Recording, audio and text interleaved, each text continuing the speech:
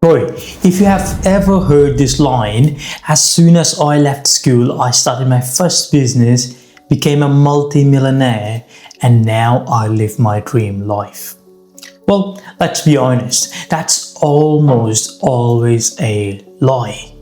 Now, if you're an international student, Indian or from anywhere in the world, in a new country right now trying to figure out visas, rental, assignments and money at the same time, believe that, please.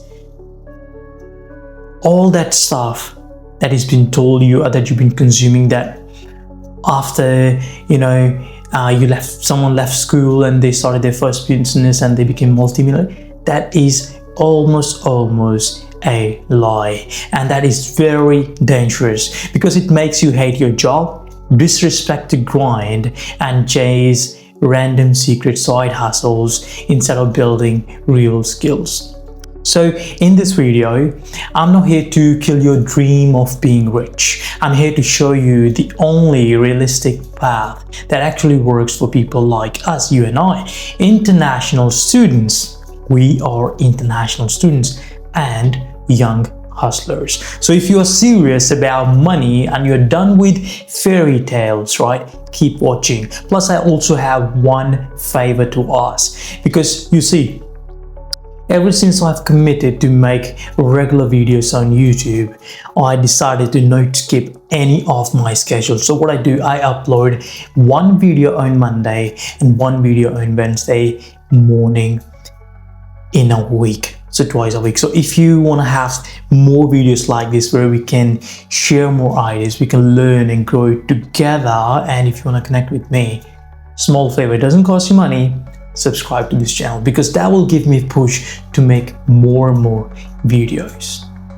Now, if you can do that, and I know that you will do, assuming that, let's move forward. So the hard truth, right, that actually kind of helps us as well, because as soon as you open Instagram or YouTube, you'll see some guy your age saying that I made 10 lakhs or $10,000 a month with this simple side hustle. They will tell you a story like this, right? I dropped out and now I'm a millionaire. And you're sitting here like thinking, I can't even pay my rent without stressing. How this individual is affording all this? Am I already behind? Listen, if you have no skills, no network, no understanding of people, and you try to start some random business because a 30-second reel told you it's easy money, you're not starting a business, you're starting a very expensive hobby. And I'm not giving you words of wisdom, I'm telling you the truth. The question isn't, can you get rich? You absolutely can, okay? The real question is, will you build the skills and mindset that make getting rich almost unavoidable over the next 5 to 10 years? Because these things take time, okay? Whether you believe it or not. And this video is kind of working as a blueprint for you. Okay, so I don't want you to go away, stick to this video. Now, step number one, what you almost gonna miss, but I tell you, please follow that. And that is find your natural money skills. People keep saying, follow your passion. But what if your passion is watching Netflix or playing games for 6 hours a day? How would you survive? Right? So you don't blindly follow your passion, you follow talent that can be turned into money. And by doing that, you're gonna ask these questions to yourself, okay? What do people already say you're good at? That's a very good question that you can ask. It's gonna give you self-realization. What do friends come to you for help with? Because most of the times your friends will come to you and say, hey bro, you're naturally good at this. Could you please help me fix that or fix that? Could you do this for me? What do you learn faster than others? Now, ask these 3 questions from yourself or to yourself, write them down, and you will find an answer somewhere there. So Maybe you're good at talking. Let me elaborate some more. Maybe you are good at public speaking. Maybe you are good at when you talk, you make people comfortable, make people feel good. Maybe you are really good at tech. You are one of those friends who fix everyone's phone and laptop. Maybe you are someone who's organized.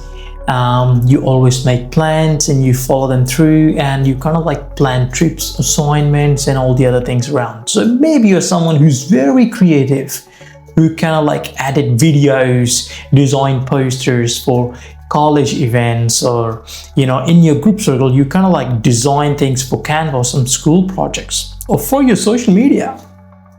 Now, these are no random trails. Don't take me wrong. These are money skills in disguise.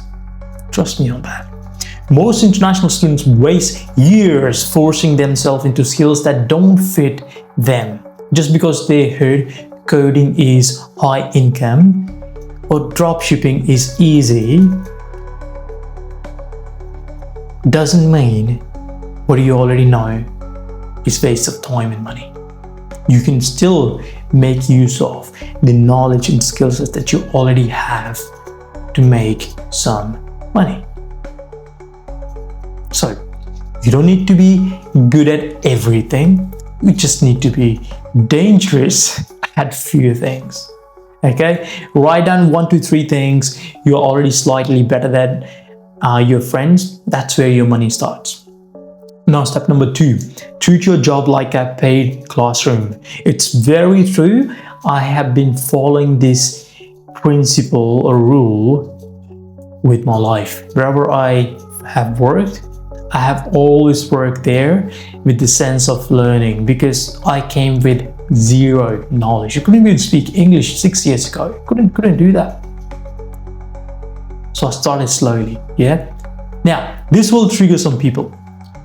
Escape the metrics. Jobs are slavery. Quit quitting. Do the bare minimum. Okay? These are things that will pop up. Bro, if you're lazy in your job, okay, you'll be lazy in your business too. It's that simple. Your first job is very crucial. In a new country, your first job, whether it's a cafe, warehouse, Uber, retail, kitchen, factory, it's not just survival. It is your paid classroom. You get to learn a lot of things, right? So when you go to work, now, moving forward, instead of just watching the clock, start watching the game. Now, I'm not saying go watch footy or cricket whatsoever. Watch game. How do they get customers? Why do some staff make more trips than others? What do good managers do differently from bad ones? How do they handle rush hour without collapsing? And when you start observing these things, you will start seeing that your job is way more interesting. And then you'll feel like you're not just working for them, you are secretly working for your future self. Because look, that's the only way of learning. You could be reading thousands of books, but here you are at your workplace and you're learning. It's like on-job training. Yeah, that's what it calls. So learn from your job. How to talk to customers so they trust you more. How to handle pressure when it's busy and you are tired. How systems work. Your stock, timing, orders, schedules, profit, loss. Whatever you engage with, learn it. A to Z. 100% learn how it actually works. If you have the privilege to learn, do that, please. Now, the way you do small things is exactly how you will do big things. If you're always late, always complaining, always doing the minimum, how will you suddenly wake up one day and run a successful company? How? Ask yourself this question. So right now, your job is paying you to learn how business works. Don't waste that opportunity. Moving forward, step number 3, Build your image and network. So in a new country, nobody knows you. So your job is to become visible and respected. And this doesn't mean you fake flexing. It means building a solid image. Ask yourself, if someone sees my Instagram today, what story do they get? If someone meets me once, what do they remember about me? Do I look and sound like someone serious about life? Work on these three things because they are really important. So, number one, how you show up in life. That's very, very important. And I will give you some answers here, okay? You gotta make sure you are clean, presentable, not necessarily expensive. Okay, you don't have to spend so much money to just flex and look good. Okay, your eye contact, that's very important.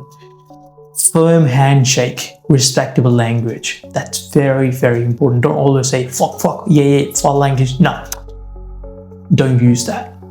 Try to avoid it as much as you can. Okay, number two, how you show up online. Stop posting only drunk photos and dumb reels and start posting your progress, your work, your journey.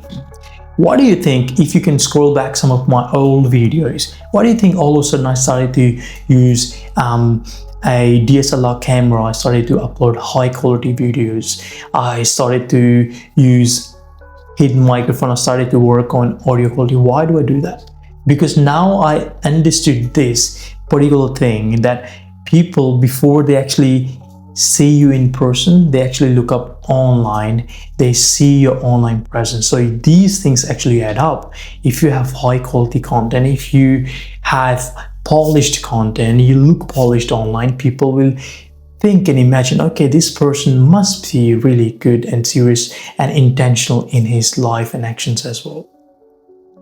That's how you gain trust of people before you even actually meet them. So how you connect with people, that's very important as well. Talk to seniors, business owners, classmates, mentors. Talk to these people as much as you can. Find them wherever you can. Ask good questions. Listen more than you speak. Don't just always rush into telling your stories. No, everyone's got their story, but you want to be the other side of the spectrum. You want to listen. Be somebody who listens to people carefully. Now, if you're watching this video so far, good on you because you're listening and you're paying attention.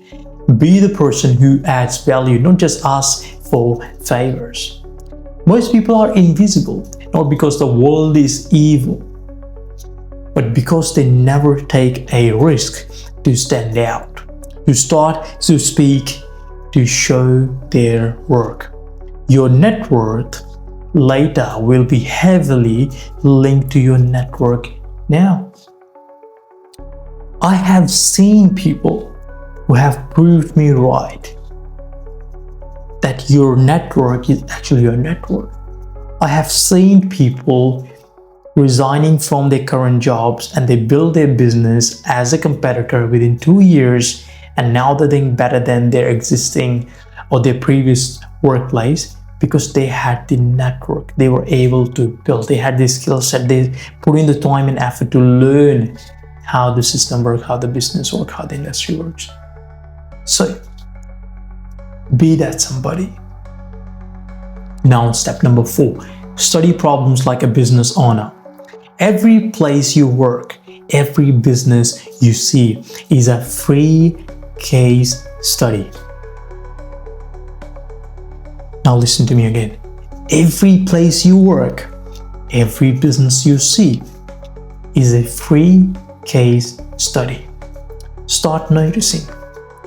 What are customers always complaining about? What is always out of stock? Where are processes slow? Why something is slow? Why something is so confusing or badly managed? Why? What is the boss mainly stressed about 24/7? Notice, observe these things. Because whenever something goes wrong, note the problem in your phone and you will see that every time anything goes wrong, someone would take action and you see how they take action, and then whatever solution they came up with, if it doesn't work, then you try to give your solution. You'll see how differently you do and how differently you can solve things, and that is your case study. Note how they try to fix it, because if you don't know how to fix things, see how they fix. In that way you can probably upgrade their solution. And then you can think, okay, how would I solve this if it was my business? It's very simple. So you're quietly collecting business knowledge that most people pay courses and mentors for. In a way, you are getting paid to learn. So a lot of people start a business just because they hate their last boss. Smart people start a business because they studied 3 to 4 bosses, 5 to 6 workplaces, and now they know exactly what to do better. From today, okay, don't just complain about problems. I want you to observe them, write them down, learn from them. Those notes can become your future business ideas. That's how it works. Now, let's move to step 5. Test ideas as tiny side hustles. That's very important. Now we come to side hustles. Not the get rich in 30 days nonsense and BS, whatever ChatGPT is going to tell you. No. So I'm telling about real experiments. Instead of throwing all your savings into one big risky project or big risky idea, start with tiny low risk tests. Okay, examples for international students. I'm going to give you some examples here. Number 1, let's just say you're good at resumes and English. Help 5 students to fix their CV, LinkedIn for a small fee. That way you can test your idea, because remember what we talk about, like you could already be good at doing this. So now you're just helping someone to make their job easier, either to find jobs, either to look good on LinkedIn, and then you charge a fee for that. You understand content and filming. So what do? Offer 3 reels to a local restaurant, then charge the next month. I'm just giving you an idea. Everyone's got cell phones, smartphones. Even students got better ones, iPhones. I got one, and yeah, use that to do reels. So you know your way around the city, rentals or tax or whatever. Create a simple guide for new students and sell it cheaply. Very simple. And I'm gonna give you some rules for your early side hustles. Okay, number 1, start on evenings or weekends. That's very good. And use skills that you already have. Spend almost no money at the beginning. Okay, focus on talking to people and solving real problems rather than just playing around. Okay, dancing around the bush or corner. Don't do that stuff. And here is the key. Okay, measure everything. Measure every single thing. How many people showed interest? How many actually get paid? Okay, how many people have paid you and how much they have paid you? What did your best clients have in common? Which offers fell flat? These things you have to note down, because if nobody buys, don't cry. Also, that's another measurement to count. But measurements are really important, because then how you can observe and analyze and apply logic to it, and then you can just change accordingly. Okay, so what I'm trying to say, if nobody buys, don't cry, please.